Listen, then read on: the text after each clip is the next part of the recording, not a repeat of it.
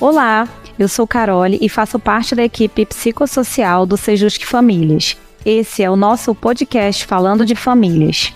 Aqui, nós vamos conversar sobre temas relacionados à mudança no contexto familiar, conflitos e transformações.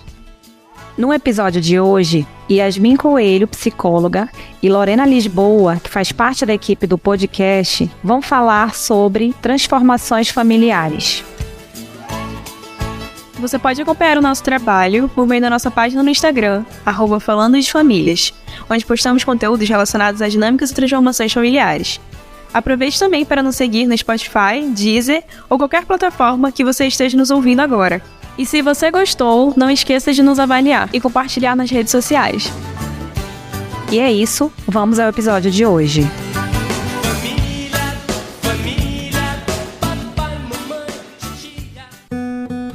Olá pessoal, me chamo Sander Firmo, você é o mediador da conversa aqui de hoje, do nosso episódio. E hoje estou aqui com as convidadas Yasmin Coelho. Oi gente, prazer, me chamo Yasmin, sou psicóloga, especialista em terapia cognitiva comportamental, trabalho com crianças e adolescentes e as famílias no sentido das transformações familiares. E também estamos com a Lorena Lisboa. Oi gente, tudo bem? Eu me chamo Lorena e faço parte da equipe do psicossocial daqui do Sejusc Famílias. Bom, a temática do episódio de hoje é transformações familiares. E para continuar a conversa, nessa segunda parte do episódio, nós temos mais algumas perguntas aqui. Então vamos lá, vamos começar. Como eu posso conversar sobre as transformações familiares com as crianças e adolescentes? O primeiro ponto importante é avaliar a idade dessa criança ou adolescente, né? No caso de crianças muito novinhas, é necessário a gente falar de uma forma que ela entenda, uma linguagem acessível a ela, e se possível usando filmes, vídeos, algumas brincadeiras ou leituras que possam ajudá-la a assimilar essa mudança, né? Até porque, assim, não é porque a criança é muito novinha que ela não vai entender o que está acontecendo. Ela vai, desde que seja falado de uma forma acessível a ela. Já crianças mais velhas, ali pela terceira infância, adolescentes também, é interessante que essa fala seja no sentido de uma conversa mesmo. Sentar, conversar e explicar o ocorrido sem mentiras e sem ocultar também partes dessa situação, para a criança também e o adolescente não fantasiar, não imaginar algo que não seja a realidade, né? Então, sentar, conversar, explicar a situação.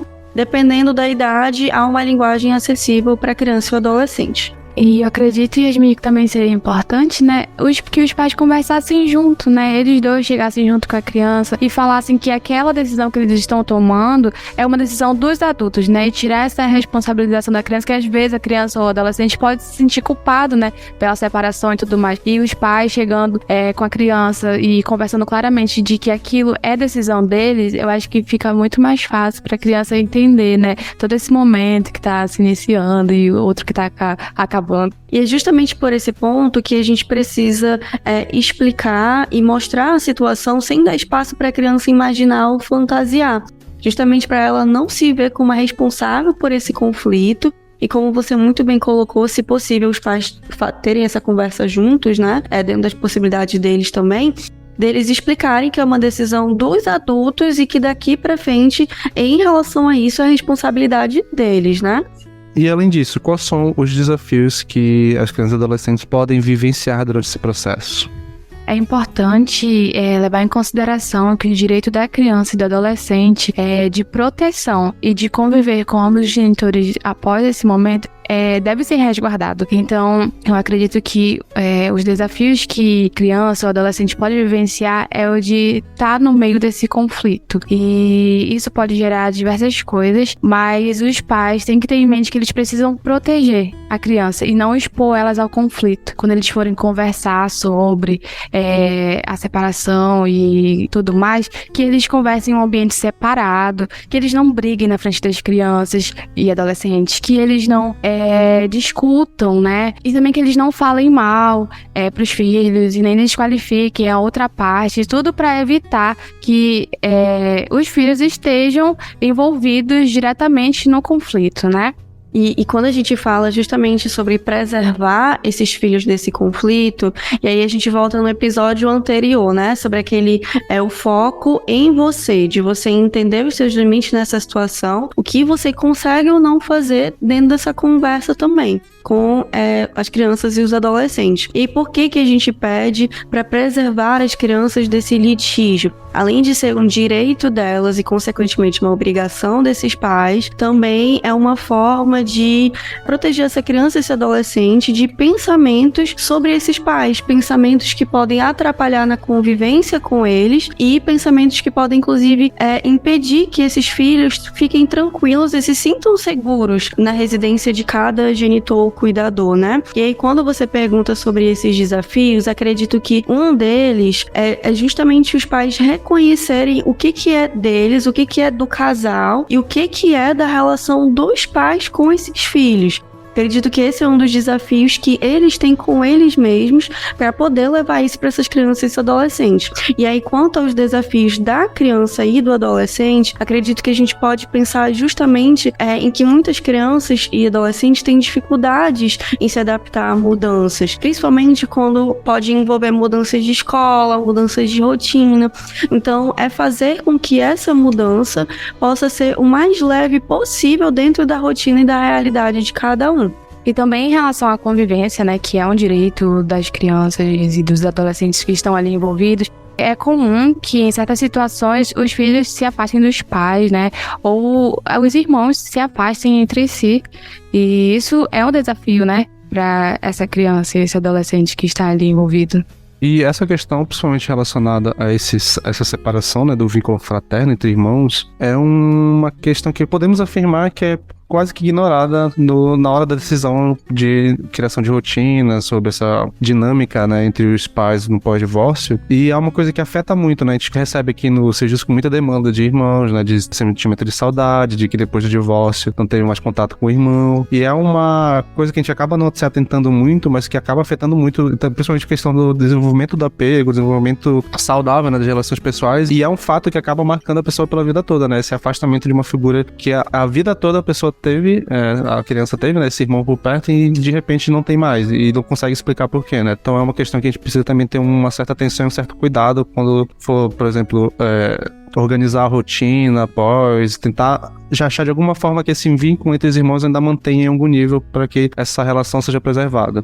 Inclusive, assim, pensando nessa convivência, tem aquele filme infantil muito antigo que é Operação Cupido, em que as irmãs, que são gêmeas, são separadas justamente porque os pais decidem se divorciar e cada uma fica com uma irmã. E isso é um péssimo exemplo de como preservar os filhos, de como fazer com que essa mudança seja mais leve para eles, porque aquele irmão ou irmã que ele tinha vínculo foi separado dele, assim como a convivência dele com os pais também. Então imagina o luto dessa criança, esses sentimentos, essas dificuldades também de readaptação, porque a outra pessoa também que ele se apoiava nessa família, pode ser um irmão ou uma irmã, não estava mais ali, né? Então é um direito dessas crianças poderem conviver juntas. Os irmãos, quem faz parte dessa família, são seres importantes para elas, são seres de afeto importantes para eles, então eles precisam estar nessa convivência juntos.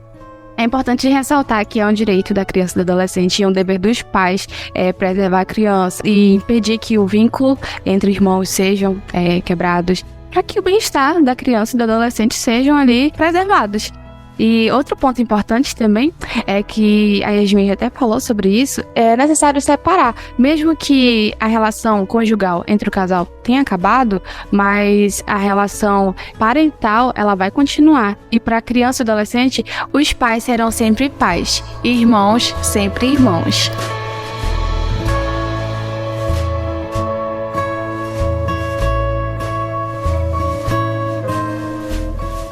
E encaminhando para o final da nossa conversa, que tipo de instituições existem que podem auxiliar pessoas que estão passando por transformações familiares? Bom, antes de falar das instituições, eu queria assim, frisar que não existe uma política pública própria para situações de transformações familiares que atua nessa área. Não existe uma política pública e que é uma falta deveria existir sim, porque existe uma grande demanda, né? É uma situação que ocorre muito no país. Mas existem sim instituições que elas vão atuar em diversas demandas que essas transformações na família, divórcio, podem trazer.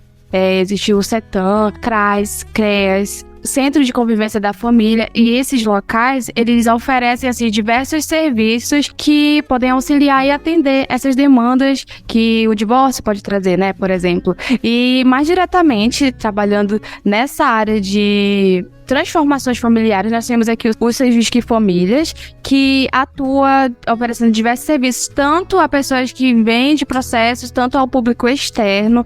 Nós temos aqui uma equipe formada por psicólogos e assistentes sociais, e além disso, nós temos um canal de comunicação para a gente estar mais próximo do público, que é o WhatsApp, o Instagram, e lá no Instagram, @falandodefamilias, você pode encontrar, assim, com mais detalhes, como é o nosso trabalho aqui e também como entrar em contato com a gente.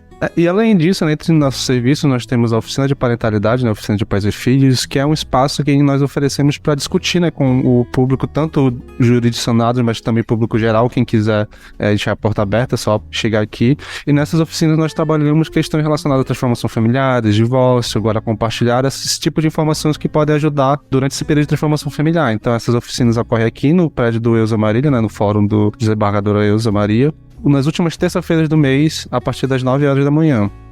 Lá no nosso Instagram você consegue informações sobre as oficinas, consegue acessar tudo. E esse é um serviço que a gente oferece aqui, que é uma iniciativa nossa, mas é uma oficina que é feita baseada no Conselho Nacional de Justiça. Mas é importante frisar essa mensagem que a Lorena passou, de que ainda não existem políticas públicas, instituições que trabalham com questões de transformações familiares. E é algo que é preciso ser estudado, trabalhado para ocorrer, porque realmente é um público que no Brasil existe muitas transformações familiares e a gente não pode ignorar que esse processo causa algumas particularidades que tem que ser olhado pelo poder público. Inclusive, Yasmin, você trabalha com essa demanda, né? Sim, justamente como você falou, por não ter exatamente uma instituição pública que trabalha essas questões de divórcio, de separação e transformação familiar no geral, a gente acaba precisando atuar dessa forma na instituição privada mesmo, que é justamente o trabalho que eu faço na clínica com as crianças, os adolescentes e os pais. A gente trabalha no sentido dessa orientação de como lidar com as crianças e os adolescentes nessas transformações e como auxiliar esses filhos com essas emoções que surgem, com essas mudanças que vêm surgindo a partir dessa transformação no geral, né?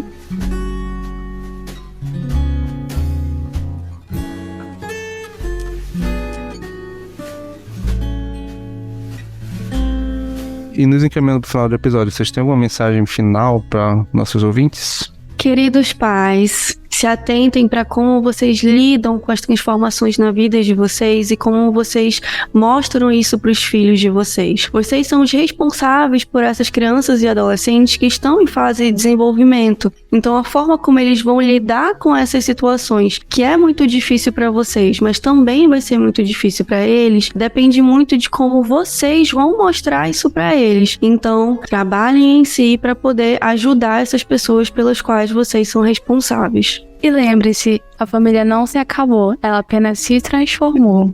Então é isso, pessoal. Muito obrigado pela audiência e agradecemos também a nossas convidadas que participaram. Inclusive, Yasmin, se a gente quiser te procurar para achar você na internet ou seus serviços, por onde nós te achamos? No Instagram, @psi.yasmincoelho, tem todas as minhas informações de contato. E se quisermos acessar o material do Sejusc, onde é que a gente acha?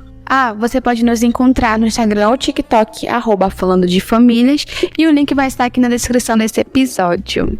Então é isso, pessoal. Agradecemos a presença das nossas convidadas e também você que ouviu até o final. Vamos ficando por aqui e até o próximo.